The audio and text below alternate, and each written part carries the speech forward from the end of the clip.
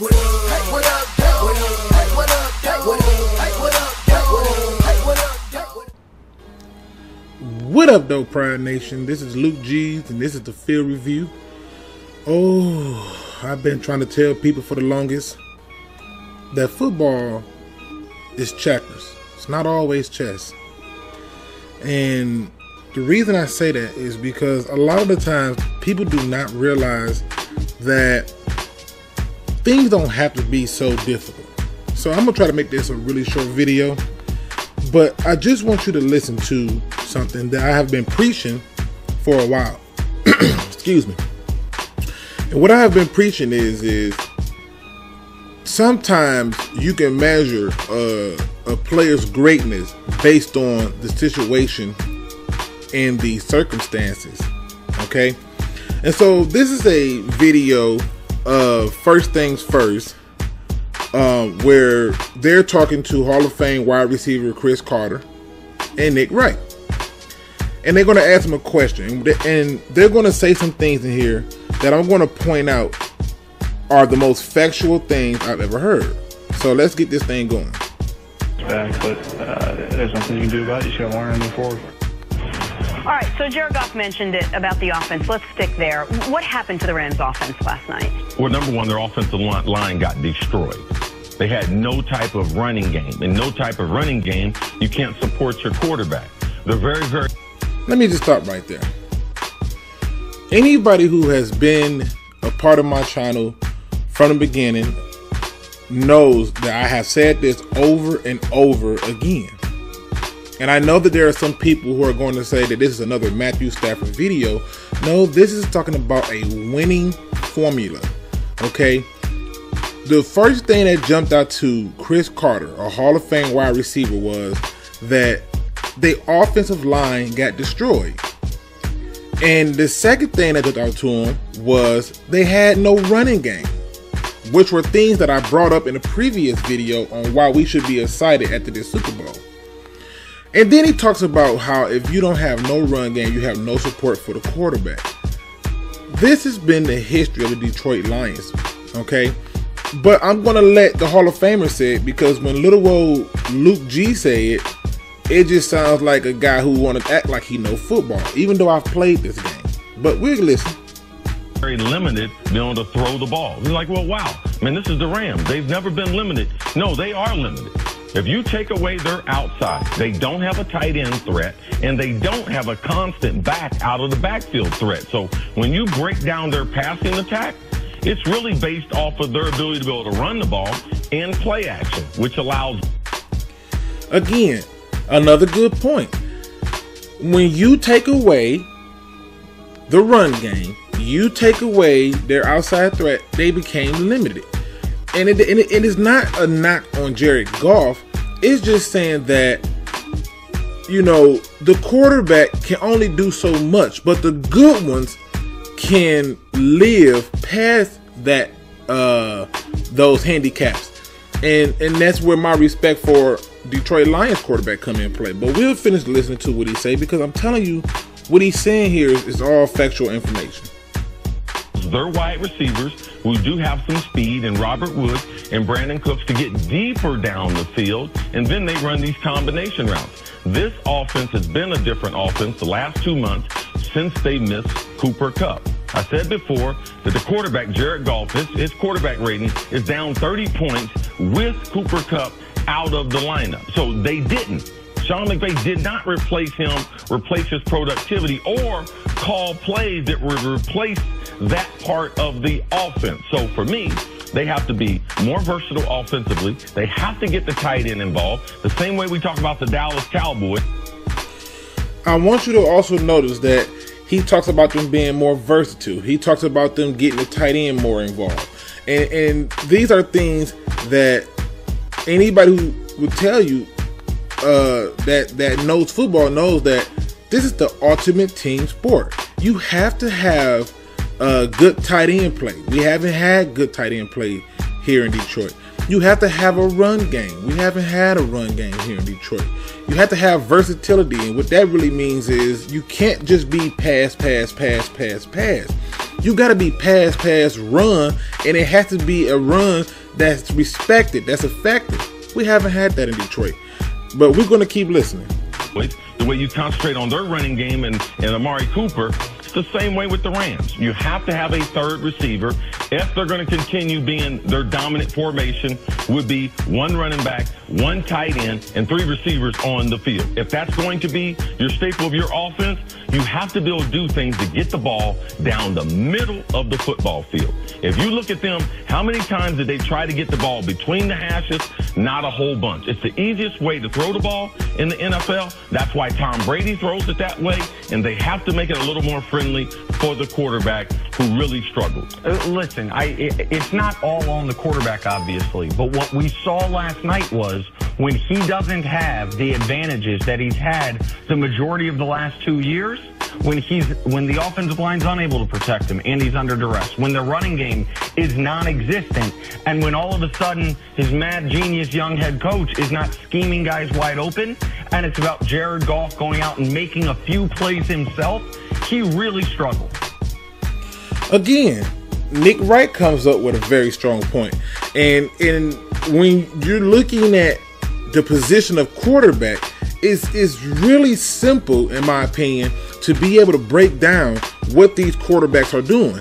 I mean, all you have to do is simply just look at what happens when everything around them falls apart.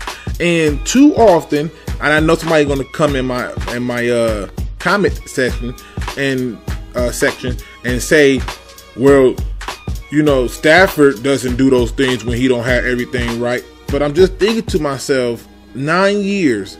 Now, I know people going to say 9 years, what that mean? Because he was hurt for a full season after like 2 or 3 games. And one season he only played 10 games and got hurt again. But I'll give you the 9th one because he did play 10 games. But nonetheless, 9 years, you're not going to tell me he's had all the pieces around him to win. You're not going to tell me that. Okay? If you're going to tell me that, I'm going to ask you to respectfully send me proof. I don't want to hear your opinion. Send me proof.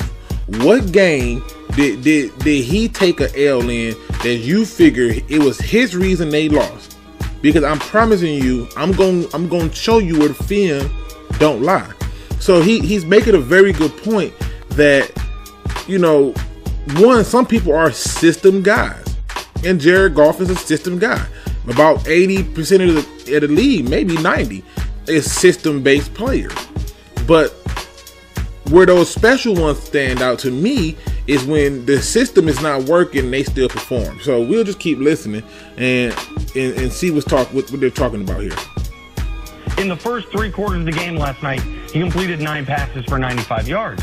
In the fourth quarter, he actually got something going until he ended it with that interception. And all year long, the Rams, despite all the pre-snap fanciness that they do, we know what they've been about. Todd Gurley running the football, them getting in 3rd and manageable or 2nd and short, even better, and using play-action pass to dice you up. And another good point about this idea of checkers versus chess. Let me take it a step back. The Dallas Cowboys, the rookie year of Ezekiel Elliott and Dak Prescott, the Dallas Cowboys running back Ezekiel Elliott had 1,100 yards just on first down. They had the highest percentage of 2nd and short, 3rd and short of any team during those 2 guys' rookie year. And people could not figure out why they were winning games. It is not hard to keep a drive alive when your running back breaks off an 8-yard run and you got 2nd and 2. Or he breaks off a 6-yard run and you got 2nd and 4.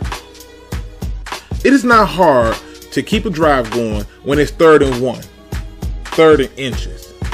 Or it's 1st and 10 and he breaks off a 20-yard run and now it's 1st and 10. It's not hard to keep a drive going with that. But what he is pointing out here is that they got away from their winning formula. They were known for running the ball.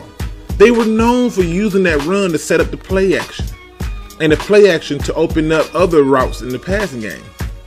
They got away from that. That is why they lost this game, ladies and gentlemen. And that is why the Detroit Lions, in my opinion, has been in the bottom of the barrel.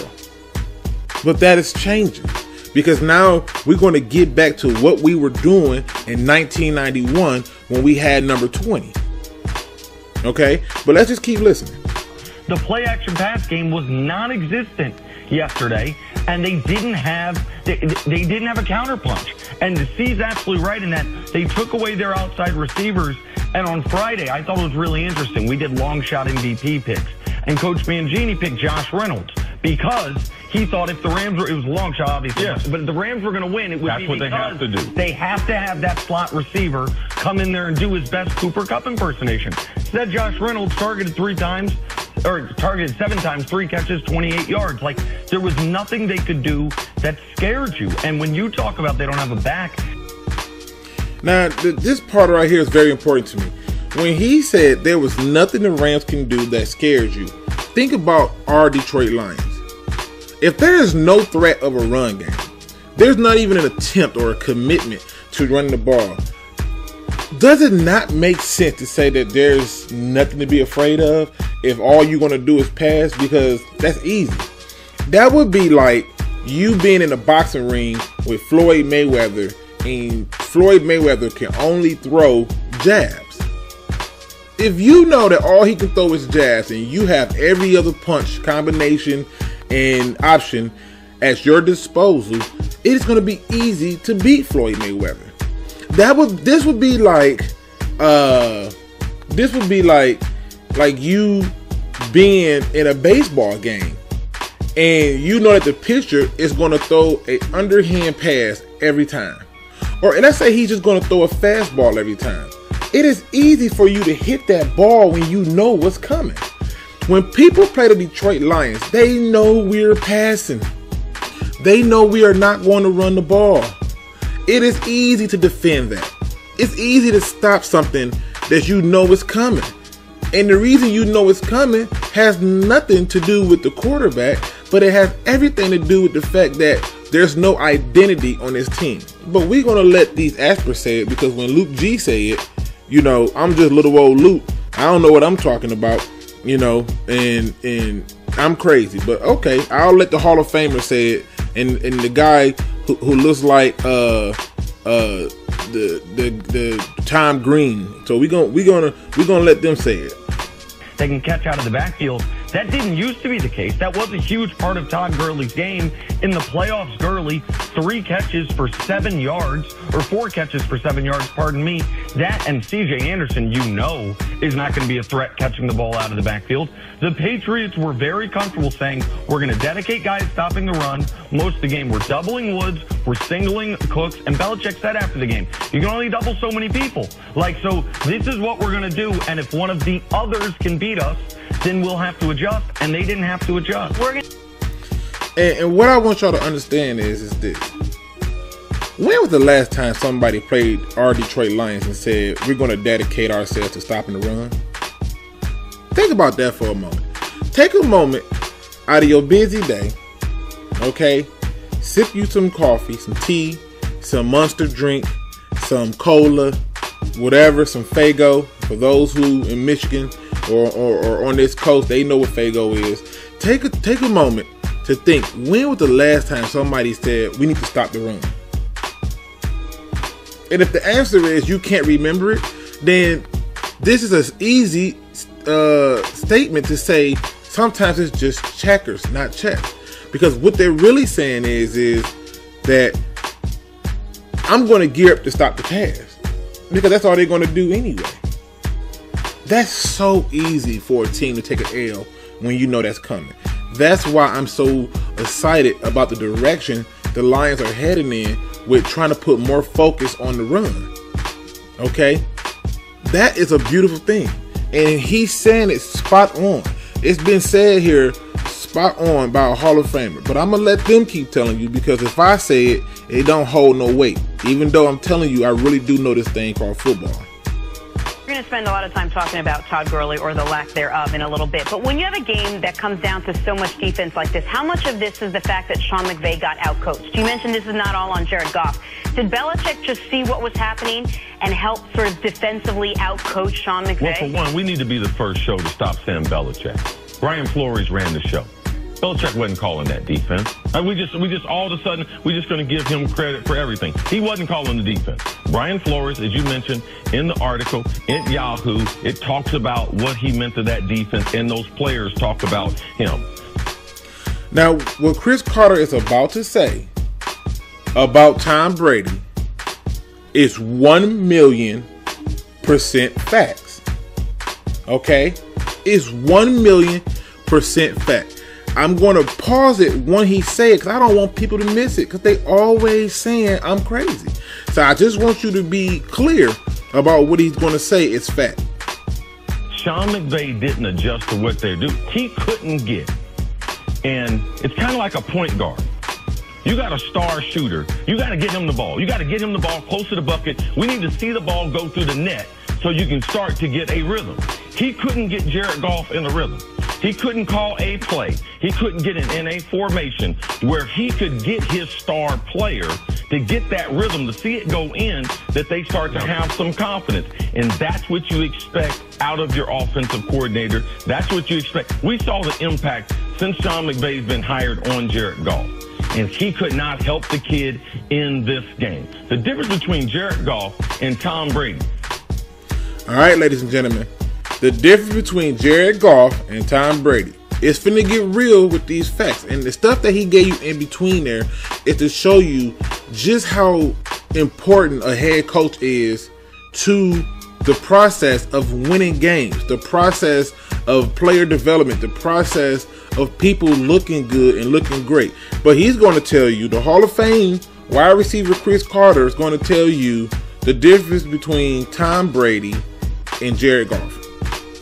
At this stage of Tom Brady's career, he was on a run-dominated, defensive-dominated team. That's how they won those first couple of Super Bowls.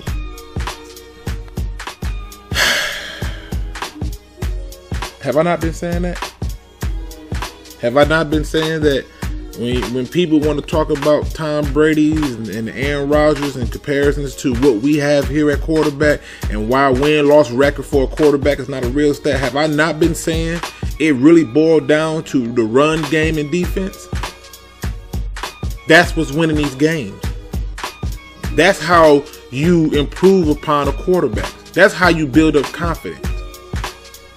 When you look up and you want to talk about win-loss record for a quarterback who joined a team who went 0-16, who then turned around and went 2-14, where he's getting hurt in 2 seasons, getting smashed, to be one of the most sacked quarterbacks in the league. And then I tell you that, hey, they don't have a run game. They don't have a defense. And then I got to hear people tell me about 2014. Oh, they had a defense. Okay, well, we got one part of the equation. Where was the run game at? Okay? There was no indication that there was a run game in 2014. And this is how I know people go crazy with talking about, oh, what was the best years for the Lions? And it really was 2011. It really was 2011. That was the year Stafford threw for the 5K and 45 TDs. And I'm just pointing out to you, Tom Brady, early on, they won running the ball and playing defense. But I'll let the Hall of Famer tell you, because I don't know football. And that's what they needed last night, just part of the game for Jared Goff, so that he could get his feet up under him and get some type of confidence going. And Belichick also said after the game, he said the way the Rams have killed you is these explosive plays. We talked about it all week. He said they had over 120 over the season explosive plays. Now, I'm not sure how the Pats define explosive plays, but assuming that means 20-plus yards, they had one play like that in the entire football game. Like Belichick said it afterwards. We wanted to see if they could just methodically drive down the field on us. We felt good about our chances in that spot. Belichick also mentioned before the game, Sean McVay mentioned that him and Belichick have been in communication, texting, because Belichick said he watches every Rams game. He watches every big play that they make offensively, and you can see that intel, that attention that he had been paying for the Rams. September, October, people say, man, New England, they're bad. They're 3-5 on the road. They've been blown out 3 times on the road, lost by 10 points on the road. Belichick could see who his opposition potentially would be, right. And when they got to Super Bowl 53 yesterday in Atlanta, he had a game plan for McVay. And that's it right there, ladies and gentlemen. That's it. That's head coaching. That's preparation. It starts at the top. The head coach comes up with the game plan. The players execute the game plan. You win. It's just that simple. And this, ladies and gentlemen, is why football is checkers, not chess. That's it for this video. Until next time, don't be no chump. And remember, do your research.